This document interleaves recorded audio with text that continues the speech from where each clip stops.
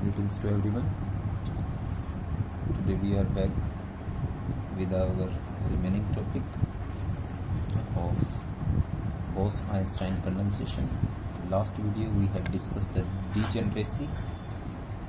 उस degeneracy को हमने जब डिस्कस किया था तो इसमें हमने एक ग्राफ प्लॉट किया था. That was the graph that we have plotted. और इस ग्राफ के अंदर आप लोगों को ये बताया था कि जब हम टेम्परेचर T0 से नीचे ले जाते हैं तो ये परफेक्ट गैस की तरह स्ट्रेट लाइन शो नहीं करती. It will just like a saturation in the energies. और इसका मतलब ये है कि ये डीजनरेट हो गई है. यहाँ डीजनरेट का मतलब कि यहाँ पर ही सभी मॉलिक्यूल्स की एनर्जी एक जैसी है जब हम T0 से चले जाते हैं, या यूँ कह सकते हैं सारे मॉलिक्यूल्स एक जगह पर इकट्ठा हो गए और सबकी एनर्जी एक ही है. ठीक है, तो यही चीज़ हमने कंडेंसेशन के लिए भी एप्लीकेबल करनी है. ठीक है, तो आज हम बोस-आइंस्टाइन कंडेंसेशन इसी का ही पार्ट है, क्योंकि हमने लास्ट टाइम जब हेडिंग डाला था that is known as BE condensation. तो ये डिजेनरेसी तो हम डिस्कस कर चुके हैं. और लास्ट टाइम ये भी चीज़ आपको बताई थी कि जब हम एक एनर्जी को लेते हैं उसमें डिफरेंट स्टेट्स होती हैं और अलग अलग होती हैं. हालांकि वो लेवल एक ही है और लेकिन वो डिग्री अलग अलग है उनकी, तो इसीलिए यहाँ डीजनरेसी वर्ड यूज़ करा था हमने. और यहाँ पर हमने ये डीजनरेसी वर्ड परफेक्ट गैस के लिए एप्लीकेबल भी कर दिया. जो क्लासिकल है उसके लिए स्ट्रेट लाइन आना चाहिए, लेकिन यहाँ पर यहाँ से शुरू होती है वो लाइन और फिर स्ट्रेट होती है. यानी T0 से नीचे it doesn't obey the classical behaviour. इसका कहने का मतलब ये था कि सारे मॉलिक्यूल्स की एनर्जी T0 से नीचे लगभग एक जैसी हो जाती है. तो आज हम इसको ही यहाँ पर डिस्कस करेंगे. थोड़ा सा टॉपिक जो है वो कॉम्प्लेक्स टाइप में है, तो इसलिए ध्यान से देखेंगे. बोस-आइंस्टाइन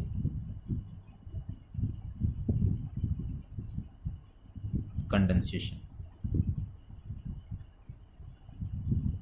अगर एग्ज़ाम में अलग आता है तो अलग से डिस्कस करना है, अदरवाइज़ ये डीजनरेसी के साथ ही इकट्ठा आ जाता है. ज़्यादातर चांसेस इसके इकट्ठे हैं. ठीक है, तो पहले देख लेते हैं है क्या चीज़ ये. BE condensation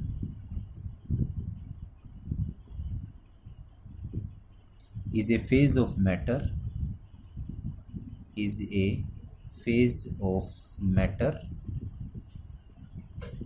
formed by bosons. bosons का मतलब जो बीई को ओबे करते हैं. formed by bosons cooled to temperature very close to absolute zero.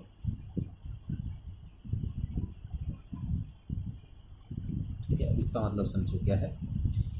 Be condensation है. कंडेंसेशन मतलब पार्टिकल्स नज़दीक आ रहे हैं.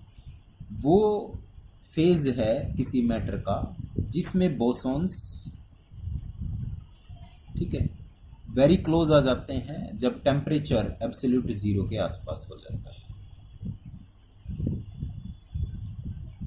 यानी कि BE condensation is a phase of matter formed by bosons. Boson ने बनाया है इनको, लेकिन कब? जब टेम्परेचर एब्सोल्यूट ज़ीरो के काफ़ी नज़दीक हो तब ये बीई कंडेंसेशन हो जाता है. ठीक है, अब इसको ध्यान से समझना है क्योंकि पार्टिकल्स कंडेंस होते जा रहे हैं वहाँ पर, और जब पार्टिकल्स कंडेंस होते जा रहे हैं तो बोस बीई कंडेंसेशन के अंदर जो डिस्ट्रीब्यूशन है एनर्जी लेवल का वो समेशन की बजाय इंटीग्रेशन में हो जाएगा. ठीक है, while arriving at BE distribution,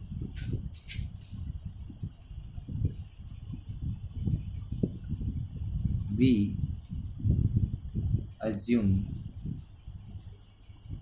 the energy in place of, we assume the energy in place of discrete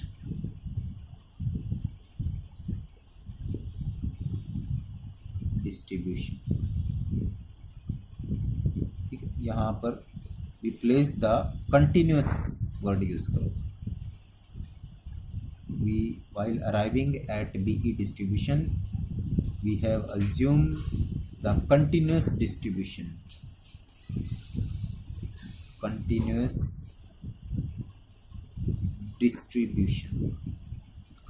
distribution का मतलब ये कि एक जैसी एनर्जी हो rather than in discrete distribution.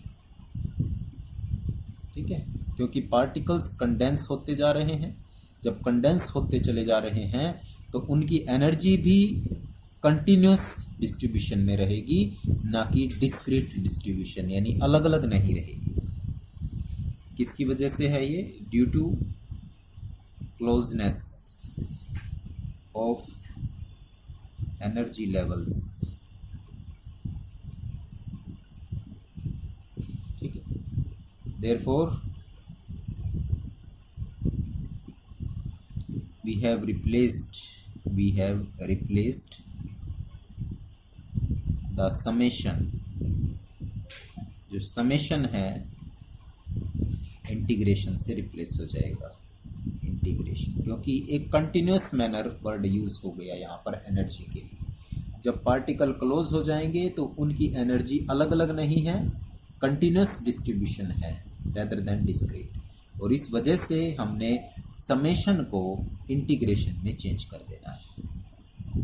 ठीक है, तो जब कंटिन्यूस मैनर में है तो n की वैल्यू कितनी हो जाएगी हमारे पास? वैसे तो हम लिखते हैं समेशन, ये लिखते हैं n is equal to summation i is equal to 1 to k और dni, ये लिखते हैं हम जनरली. लेकिन अब ये समेशन किस में चेंज हो जाएगा? इंटीग्रेशन में, यानी 0 से इनफाइनाइट dn में चेंज हो जाएगा. ठीक है, अब जब हमने इनको कंटिन्यूस मैनर में ले लिया है तो हर एक वर्ड को लिए भी हम इसको इंटीग्रेशन के कंटिन्यूस के लिए ही यूज करेंगे. बट एट लो टेम्परेचर, जैसे ही टेम्परेचर को हम कम करते हैं, the number of particles begin to crowded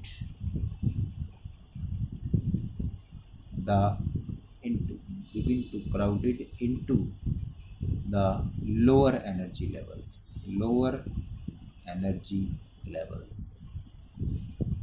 and a large number of particles may occupy the ground state.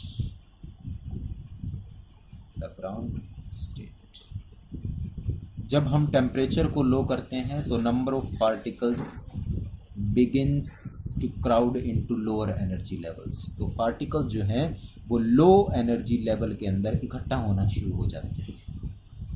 और इस वजह से हम ये भी कह सकते हैं कि ग्राउंड स्टेट के अंदर पार्टिकल्स की अमाउंट लगातार बढ़ती चली जा रही है. और we can say there is a large number of particles in the ground state. इस वजह से जब पार्टिकल्स ज़्यादा हो जाएंगे तो नंबर ऑफ पार्टिकल्स का समेशन हमने इंटीग्रेशन से चेंज कर दिया है. ठीक है, तो ये चीज़ आपने हमेशा अब ध्यान रखनी है. अब जब हमारे पास number of particles crowded state में ज़्यादा होते चले जा रहे हैं, ग्राउंड स्टेट के अंदर क्राउड होते चले जा रहे हैं या ज़्यादा होते चले जा रहे हैं, तो नंबर ऑफ पार्टिकल्स हमारे पास कैसे हैं? आप यहाँ पर ये चीज़ मेंशन भी कर सकते हैं. It means at low temperature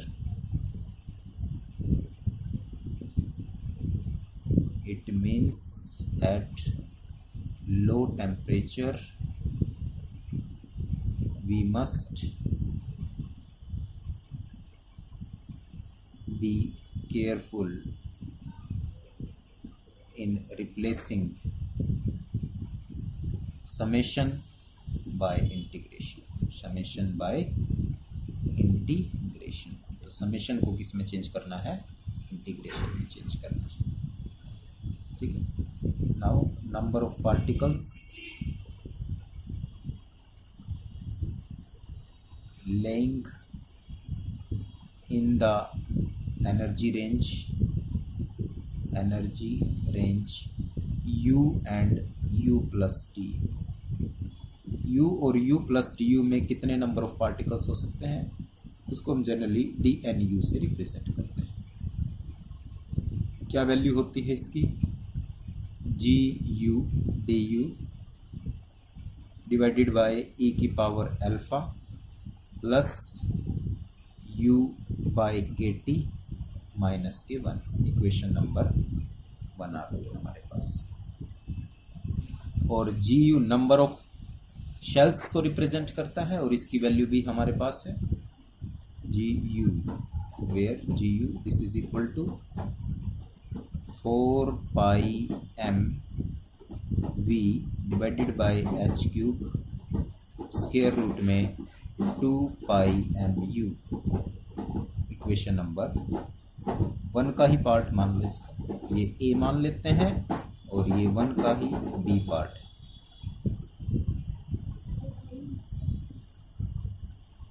ठीक है। तो gu की वैल्यू हमारे पास है 4 pi mv h cube square root 2 mu। अगर हम इसको यहाँ पुट कर दें तो नंबर ऑफ पार्टिकल्स को जनरली हम ऐसे भी लिख सकते हैं, और dnu this is equal to 4 pi mv gu du की वैल्यू हमारे पास h क्यूब इंटू में ये 2 mu हमारे पास है स्क्वायर रूट में,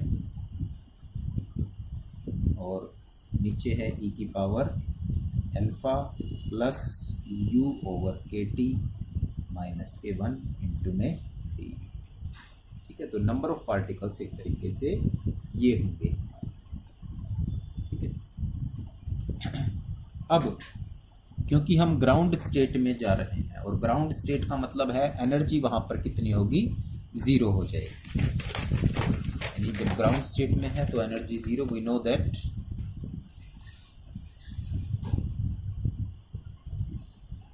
for ground state u is equal to 0, ठीक है। therefore gu की वैल्यू भी कितनी होनी चाहिए, 0 होनी चाहिए। लेकिन gu का मतलब क्या है, नंबर ऑफ शेल्स, यानी जब एनर्जी 0 है तो नंबर ऑफ शेल्स 0 नहीं होंगे वहाँ, क्योंकि जब पार्टिकल्स हायर स्टेट से लोअर स्टेट में जा रहा है तो इसका मतलब पार्टिकल वहाँ एग्जिस्ट कर रहा है किसी स्टेट के अंदर, और जब वो किसी स्टेट के अंदर एग्जिस्ट कर रहा है तो इसका मतलब ये है कि वहाँ पर actually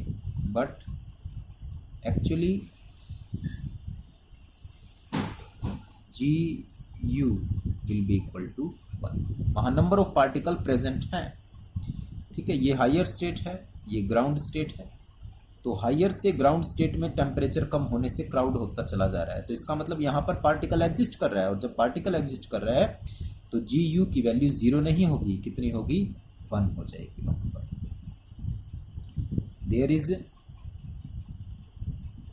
1 state for u is equal to 0। जब u इज इक्वल टू 0 है तो इसका मतलब वहाँ पर एक स्टेट एग्जिस्ट कर रही है, इसीलिए gu की वैल्यू कितनी है हमारे पास, 1 की है, ठीक है।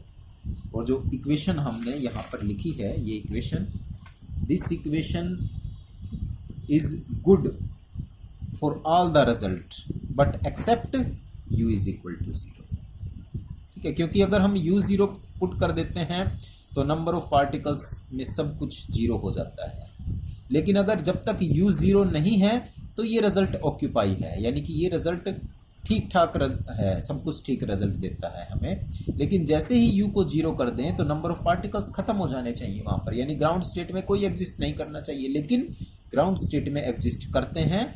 तो we can say that the above equation 1 gives correct result for all state, सभी स्टेट के लिए ये करेक्ट रिजल्ट देती है except for u is equal to 0, u is equal to 0 के लिए। यानी कि जब हम इस स्टेट के अंदर u को 0 पुट कर देते हैं तो नंबर ऑफ पार्टिकल्स खत्म हो जाएंगे। u 0 होते ही नंबर ऑफ पार्टिकल्स खत्म। तो इसका मतलब ये है कि ये जो dn की वैल्यू है या ये जो इक्वेशन है ये हमें सभी स्टेट के लिए वेरीफाइड है, लेकिन जैसे ही u 0 हो जाएगा तो ये ख़त्म हो जाएगी, ये हमें कोई रिजल्ट नहीं देता, फेल हो जाता है ये यहाँ पर। तो इसीलिए हम इस वैल्यू को यूज़ नहीं कर सकते नंबर ऑफ पार्टिकल को फाइंड आउट करने के लिए एट ग्राउंड स्टेट। ठीक है, जो वर्डिंग्स मैं कह रहा हूँ उसको थोड़ा सा ध्यान से सुने कि ये रिजल्ट फेलियर है जब u 0 हो जाता है, क्योंकि number of particle should not be exist according to this equation, but number of particle exist at ground state. तो नंबर ऑफ पार्टिकल जब एग्जिस्ट हैं तो इस रिजल्ट को हम यूज़ नहीं करेंगे number of particle find out करने के लिए। So we will using BE distribution law for this state, तो हम इसके लिए बीई डिस्ट्रीब्यूशन लॉ को यूज़ करेंगे जिसमें ni को हम निकालते हैं, and that is equal to gi e की पावर अल्फा e की power beta ui minus 1, equation number 2। यानी हम इस रिजल्ट को यूज़ करेंगे, पिछले रिजल्ट को यूज़ नहीं करेंगे क्योंकि उसमें ग्राउंड स्टेट के लिए फेलियर हो जाता है। अब यहाँ ui अगर हम 0 पुट करते हैं तो gi की वैल्यू 1, ग्राउंड स्टेट है ये, ग्राउंड स्टेट। तो number of particles, therefore the number of particles n not से रिप्रेजेंट हो जाएंगे eight ground state n not ground state के लिए n नॉट से रिप्रेजेंट होंगे, और n नॉट ni की जगह n नॉट, तो ये वैल्यू कितनी आ जाएगी, gi कितना है यहाँ पर 1, स्टेट कितनी है 1 अपॉन e की पावर अल्फा, क्योंकि e की पावर u कितना हो गया है 0, तो कितना हो गया e की पावर 0 मतलब 1, और ये माइनस के 1, इक्वेशन नंबर 3। यानी कि हमने इस वैल्यू से नंबर ऑफ पार्टिकल निकाल लिए ग्राउंड स्टेट में कितने हो सकते हैं। ठीक है, तो टोटल नंबर ऑफ पार्टिकल, ये तो हो गई ग्राउंड स्टेट के पार्टिकल। तो total number of particles are given by n से रिप्रेजेंट कर सकते हैं ग्राउंड स्टेट प्लस में अदर स्टेट के लिए जितने निकल सकते हैं। ठीक है, यानी कि ये वैल्यू अदर स्टेट के लिए है, तो इसको ग्राउंड स्टेट के साथ हम क्या कर देते हैं, प्लस कर देते हैं 0 से इनफाइनाइट dn। बात समझ में आ रही है ना, ये अदर स्टेट के लिए वेरीफाइड था, इसको हमने लिख दिया, लेकिन ग्राउंड स्टेट के लिए जो आए वो ये हैं और इसको हमने n नॉट लिख दिया। ठीक है, लेट अस से इसको हम n1 कंसिडर कर लेते हैं और n नॉट प्लस n1, यानी इसकी वैल्यू कितनी है n1, और ये हम फाइंड आउट कर चुके हैं पिछली रिजल्ट्स में। इक्वेशन नंबर इसको नाम दे दो 4, n1 की वैल्यू, यानी इसकी वैल्यू हमारे पास कितनी आती है 0 से लेकर इनफाइनाइट dnu होता है, और इसको हम फाइंड आउट कर चुके हैं v/h³ 2 पाई mkt की पावर 3/2। ठीक है, 2 पाई mkt 3/2, और इनटू में a plus a square upon 2 की पावर 3/2 प्लस a³ अपॉन 3 की power 3/2 and so on. This is the result of dn। ठीक है, यहाँ लिख सकते हैं आप कहाँ से ये मिला, प्रीवियस जो आर्टिकल्स थे उनमें से हमने इसको फाइंड आउट करा है। ठीक है, बीई गैस के अंदर है ये रिजल्ट, आप देख लेना पीछे। अब हम यहाँ पर n/v निकालना चाहते हैं और टेम्परेचर कितना हो गया है हमारा, T = T0। इस टेम्परेचर पर हमारे पास n/v this is equal to 2πm/k और T की वैल्यू कितनी हो जाती है, T0 डिवाइडेड बाय h³ और ऊपर वाले की पावर 3/2 और मल्टीप्लाई में कितना था 2.61।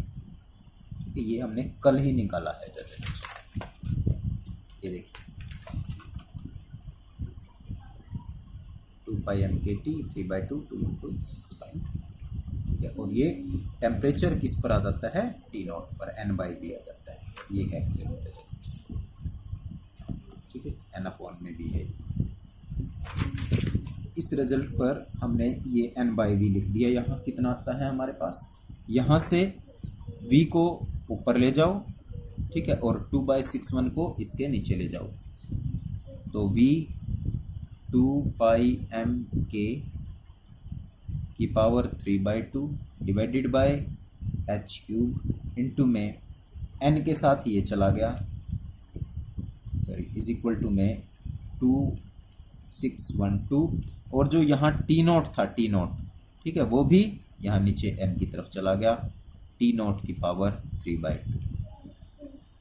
ठीक है, ये हमने इसलिए किया क्योंकि ये रिजल्ट हमारे पास है, इसकी जगह हम ये पुट कर लेंगे। ठीक है, तो आप यूजिंग दिस रिजल्ट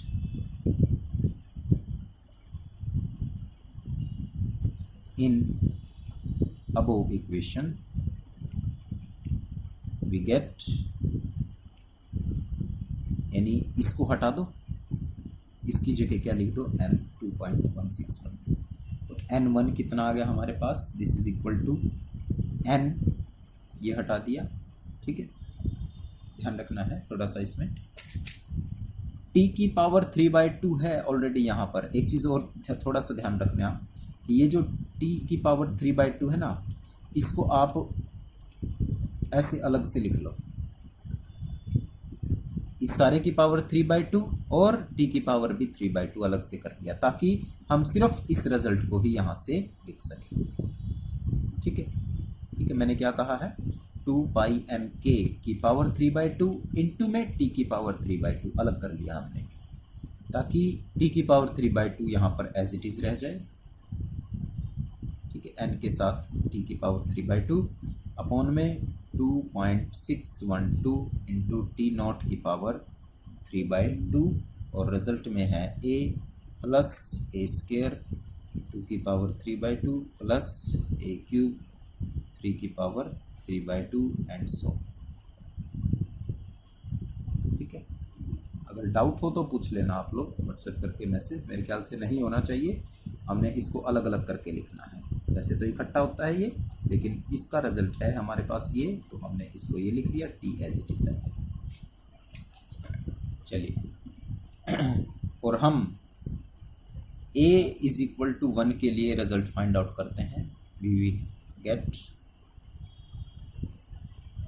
जो हमारे पास ये रिजल्ट है a इज इक्वल टू 1 के लिए, जो a प्लस a² अपॉन 2 की पावर 3/2 प्लस a³ अपॉन 3 की पावर 3/2 एंड सो ऑन था, तो ये 1 प्लस 1 अपॉन 2 की पावर 3/2 प्लस 1 अपॉन 3 की पावर 3/2 एंड सो ऑन, और किसके बराबर आ जाता है ये, 2.612।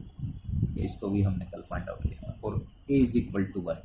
और जब a इज इक्वल टू 1 है तो n1 की वैल्यू कितनी हो गई, n इंटू t की पावर 3/2 अपॉन T0 की पावर 3/2 इंटू में 2.612 और 2.612, तो दोनों आपस में क्या हो गए, कैंसल्ड आउट हो गए ऊपर और नीचे।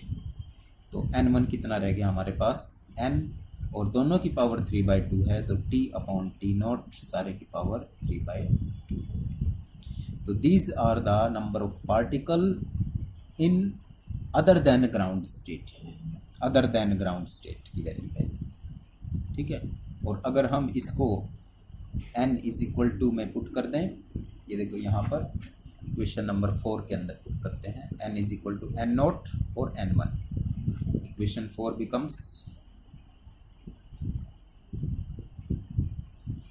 n is equal to n not plus n1, और n1 की वैल्यू कितनी है हमारे पास, n t upon T not की पावर 3/, और यहाँ से ग्राउंड स्टेट के नंबर ऑफ पार्टिकल्स निकाल देते हैं, n not this is equal to, ये दूसरी तरफ चला गया, n minus n T upon T not की पावर 3/, और n not this is equal to, n common आ गया यहाँ पर, 1 minus T upon T naught, और इस सारे की power 3/2 bracket close.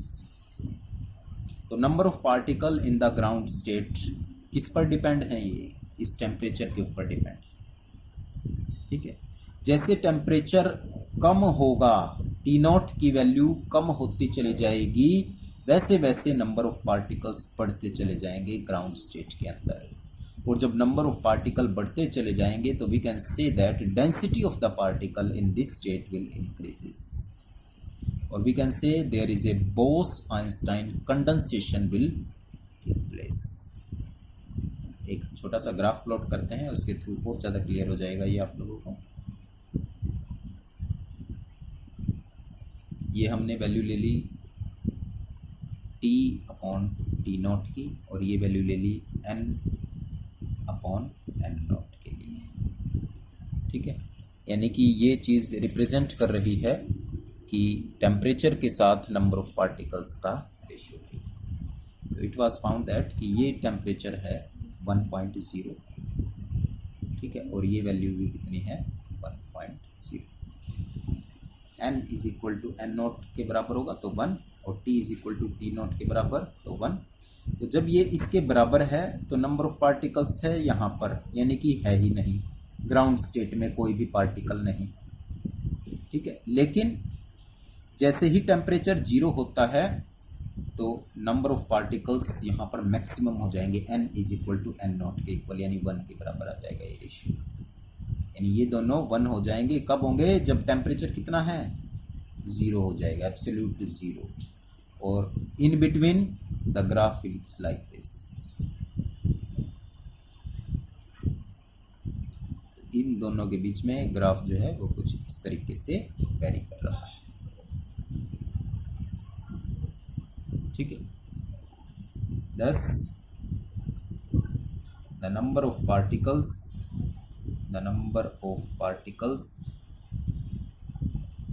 given by this equation number 5 दे देते हैं इसको ना, given by equation 5 must condense into ground state,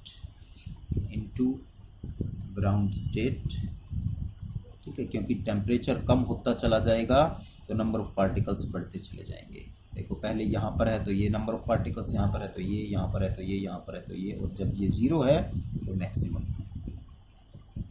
ठीक है। The graph showing that when temperature of BE gas is lowered below the critical temperature, अगर इसको critical temperature से below कर देते हैं, then number of particles in the ground state increases rapidly increase हो जाते हैं, and the rapid increase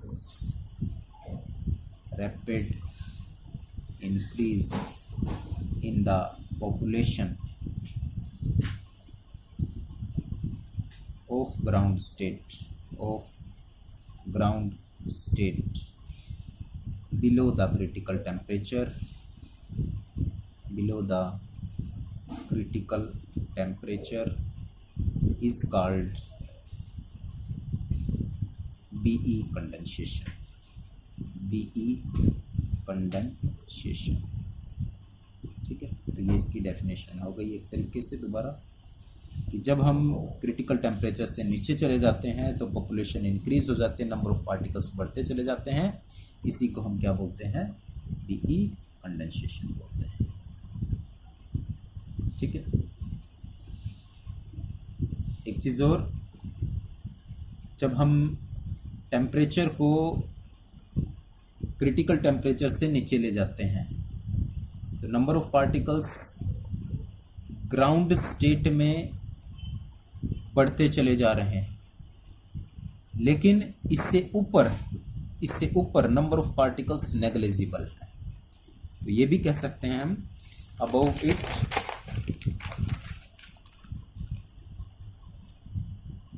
when the temperature is above critical, यानी T की वैल्यू ग्रेटर देन हो जाए T नॉट से, the number of particles in ground state is negligible. और जब वो नेग्लिजिबल हो जाएंगे तो इसका मतलब है वहां पर डीजेनरेसी नहीं होगी, and gas is said to be classical, क्योंकि वो सीधा स्ट्रेट लाइन ग्राफ शो हो जाएगा ऐसे, ठीक है। इस तरह का अगर ग्राफ आ जाता है, ये यहाँ पर इंडिकेशन आ जाए, ये चेंज हो जाए यहाँ पर, तो वो डीजेनरेसी है, ठीक है। लेकिन अगर वो नहीं है, जब टेम्परेचर बढ़ जाएगा, इससे टेम्परेचर, ये देखो TC था, इससे आगे वो बिल्कुल स्ट्रेट लाइन चलती रहती है, तो वो क्लासिकल है, और we can say non degenerate है, नॉन डीजेनरेट। एग्जाम्पल के लिए आप ले सकते हैं हीलियम, जैसे कल भी हमने एग्जाम्पल लिया था हीलियम का। हीलियम का जो क्रिटिकल टेम्परेचर है for helium T not, this is 3.12 kelvin. At this temperature the condensation of liquid helium start